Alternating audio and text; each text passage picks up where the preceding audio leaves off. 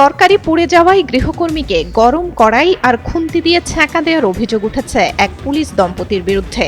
খুলনার সোনাডাঙ্গা আবাসিক এলাকার সোলার পার্কের পাশের এক ভাড়া বাসায় এই ঘটনা ঘটে। অভিযুক্ত ব্যক্তিরা হলেন খুলনার সোনাডাঙ্গা থানার এএসআই পপি মিত্র এবং তার স্বামী এএসআই সঞ্জয় মিত্র।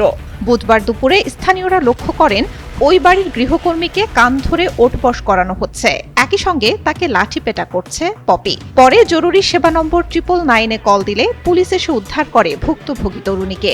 প্রত্যক্ষদর্শীরা জানান, বুধবার দুপুর 12টায় গৃহকর্মীকে নির্যাতন করতে দেখেন এলাকাবাসী। প্রথমে ওই এলাকার কয়েকজন সংবাদকর্মী ও সামাজিক সংগঠনের নারী নেত্রীরা বাসায় প্রবেশের চেষ্টা করলে তাদের বাধা দেয়া হয়। পরে পুলিশ এসে উদ্ধার করে ওই তরুণীকে।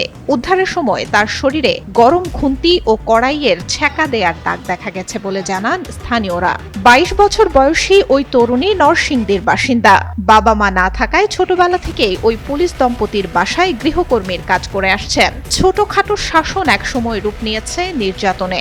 পুলিশ জানায়, বর্তমানে ভুক্তভোগী চিকিৎসাধীন রয়েছে। এছাড়া অভিযুক্ত দম্পতির বিরুদ্ধে মামলা করা হয়েছে, এরই মধ্যে তাদের গ্রেপ্তার করা হয়েছে। বর্তমান বলছিল তাদের বিরুদ্ধে আমরা মামলা নিয়েছি, নিয়মিত মামলা নেওয়া। আচ্ছা, আর গৃহকর্মী কি আপনাদের হেফাজতে আছে এখন? জি জি জি, ওনার কি মেডিকেল করানো হয়েছিল কিনা? আমাদের মেডিকেলে আছে, চিকিৎসাধীন আছে।